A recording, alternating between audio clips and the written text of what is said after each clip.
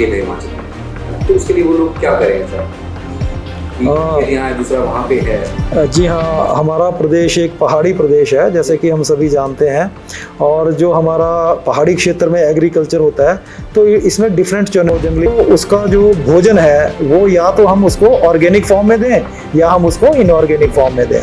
तो हमें देखना है कि हम अपनी मिट्टी का और इनऑर्गेनिक फॉर्म में देंगे। चीज़ के ऊपर, केंचुआ खाद के ऊपर बड़ा जोर दिया गया, वो कितना सही है, कैसे किया जाए तो बढ़िया रहे? देखिए, वो भी एक तरीके, किसी ने खेती लगा दी, लेकिन बरसात हो गई, कुछ हो गया, उजाड़ हो गई, तो एक चीज़ जैसे इंश्योरेंस, तो वो कितना ज़रूरी है या कैसे, जैसे सरकार की जो इंश्योरेंस है वो कितनी लाभार्थी है? मैं तो 2% है, बाकी 98% प्रीमियम जो है वो सरकार वहन करती है।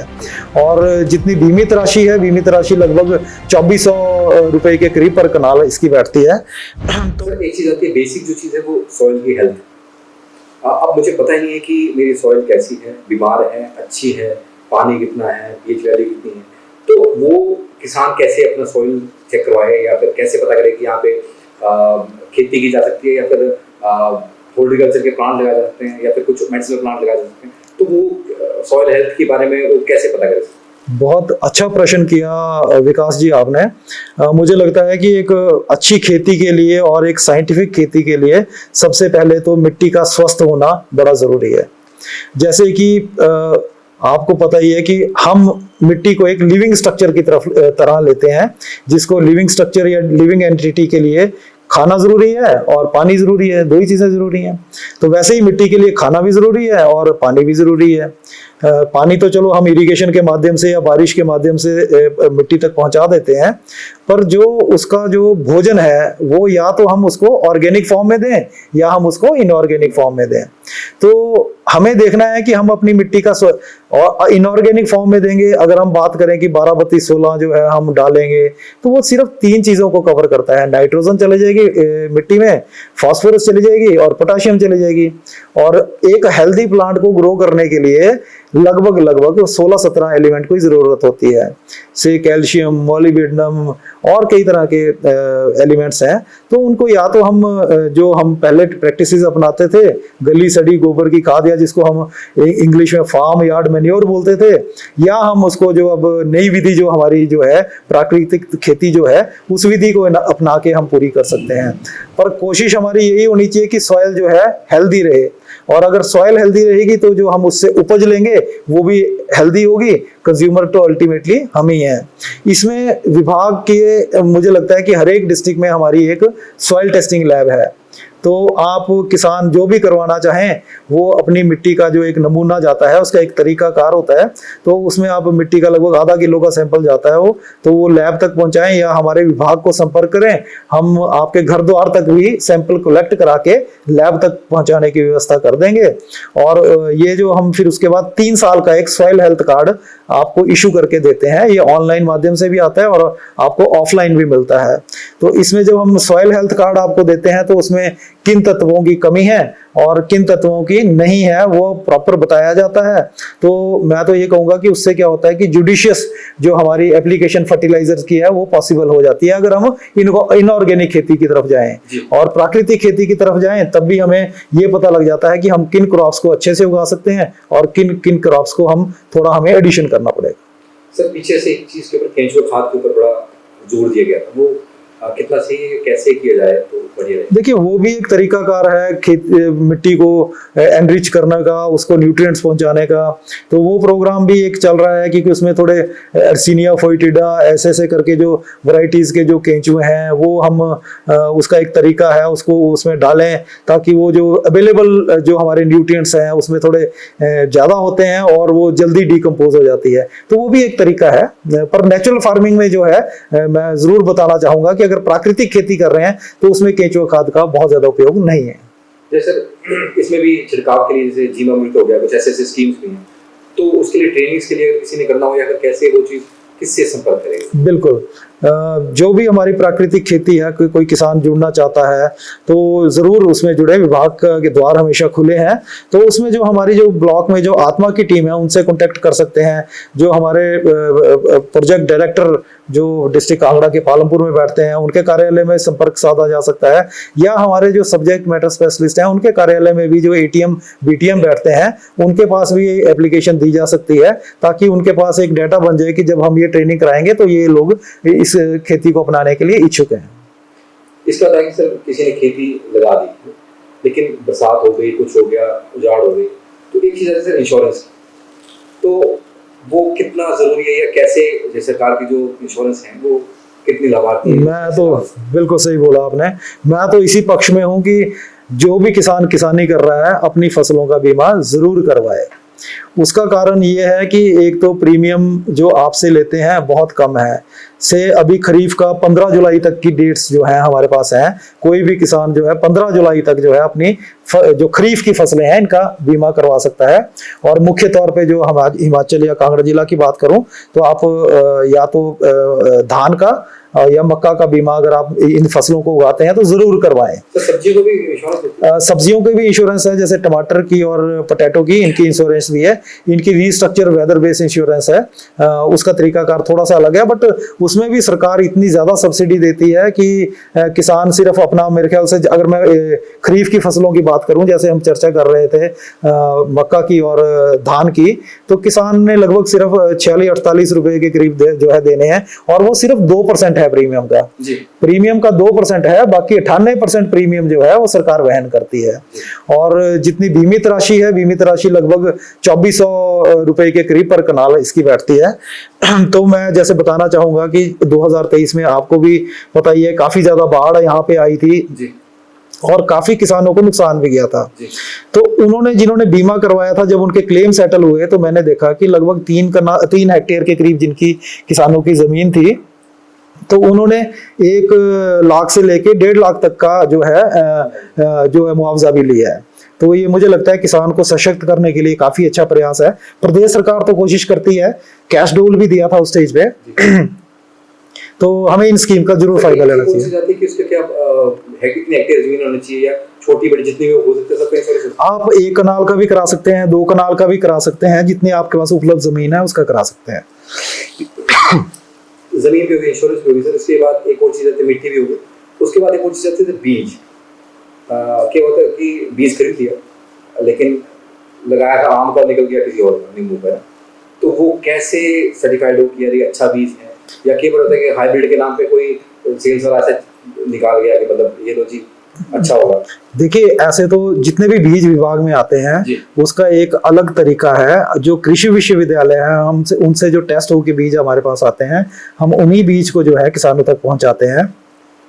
पर देखने में ऐसे आया है कि कहीं, जैसा आप कह रहे हैं, मेरे नोटिस में तो ऐसा कहीं अभी तक तो हुआ नहीं, पर अगर किसान हर एक जो आपका एलिवेशन है, जो आपका देखो हमारे एग्रो क्लाइमेटिक जोन होते हैं डिफरेंट तरह के, अगर मैं हिमाचल में बात करूं तो 4 के लगभग करीब या हमारे एग्रो क्लाइमेटिक जोन है। तो जो क्रॉप जोन 1 के लिए है, अगर उसको हम जोन 4 में लगा देंगे तो जो आप प्रश्न कर रहे हैं शायद वो सार्थक होगा। अदरवाइज वैसे अभी मेरी नॉलेज में ऐसा कहीं कुछ नहीं हुआ, पर हमारे पास वैरायटी ऑफ सीड अवेलेबल है। और मैं ये भी कहना चाहूंगा कि सब्सिडाइज फॉर्म में है, 50% जो है सरकार जो है सब्सिडी बीजों पे देती है।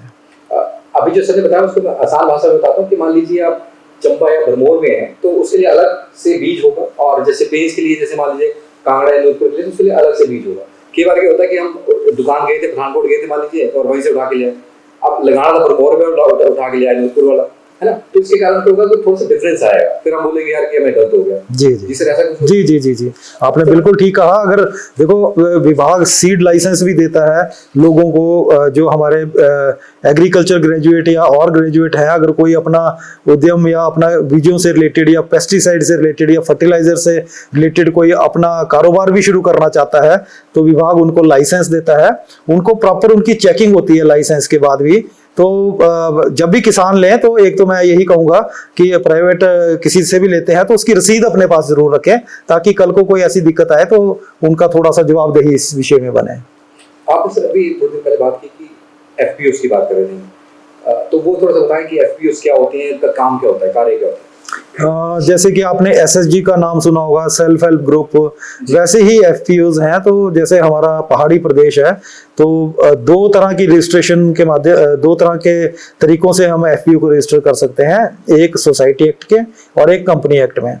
तो लगभग 100 या लोग जुड़ जाएं तो उसमें हम सोसाइटी एक्ट में जो है एसडीएम महोदय के पास जो है इनकी रजिस्ट्रेशन हो जाती है और अपना कोई कार्य कर सकते हैं।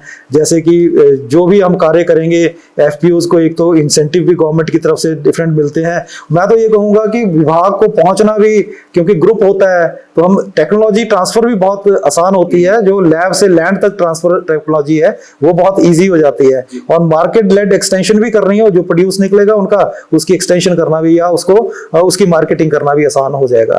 तो कोशिश यही होनी चाहिए कि समूह में जब भी जो भी कार्य किया जाता है हमेशा उसमें फायदे ही होते हैं, नुकसान बहुत कम होते हैं।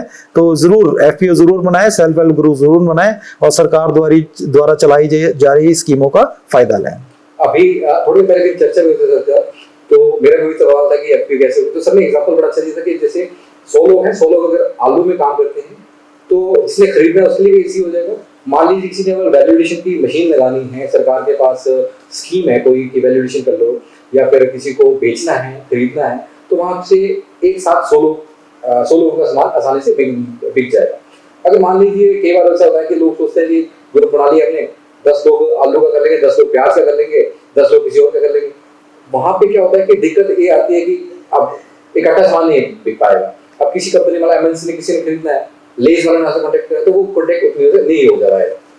तो एफपीओ आप सोचे कि आपके जो भी आपके एरिया है पास में है या लोग आपके साथ मिलते हैं तो वो क्या एक जैसा उगाते हैं, तो उससे क्या होगा कि आप लोगों को फायदा होगा। और एक और दिक्कत आती है कि कई बार प्राइसिंग की वजह से दिक्कत आती है कि उस पर मेरा सवाल रहेगा कि जैसे मान लीजिए कई जगह पे प्राइसिंग मान लो सब्जी का है 10 रुपये, मंडी में उसी का ही रेट है 20 रुपये, लेकिन दुकान पे वो 40 हो जाता है।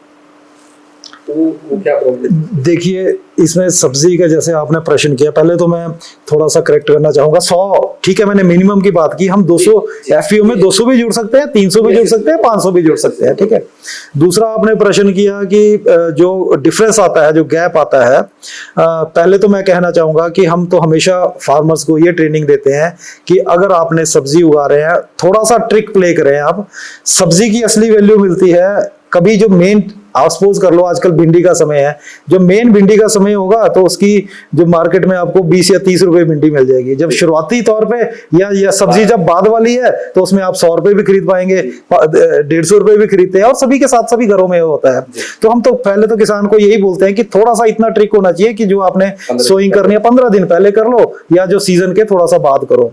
उसमें आपको एक तो आपकी डिमांड, ये सारा जो होता है डिमांड एंड सप्लाई पे डिपेंड करता है कि अगर आपकी सब भिंडी आ रही है तो जो मिडिल मैन होंगे, जो मिडिल मैन में जाने की तो जरूरत तो मुझे लगता नहीं है कि अब किसी को मिडिल मैन फॉलो करना चाहिए। हम कैनोपीज देते हैं विभाग की तरफ से, हमारी स्कीम्स हैं, तो फार्मर रोड साइड पे वो लोकल एडमिनिस्ट्रेशन के साथ मिलके जो भी लॉज है, लॉज को तो ब्रेक करना ठीक नहीं होगा, पर कैनोपीज विभाग देता है। अपनी कैनोपी लगा के आप खुद सेल करें, कोई मिडिल मैन की जरूरत नहीं, कोई कुछ नहीं। मेरी खेती होती तो मैं खुद बेच सकता हूं। बिल्कुल आप बेच सकते हो, इसमें कोई दो राय नहीं है।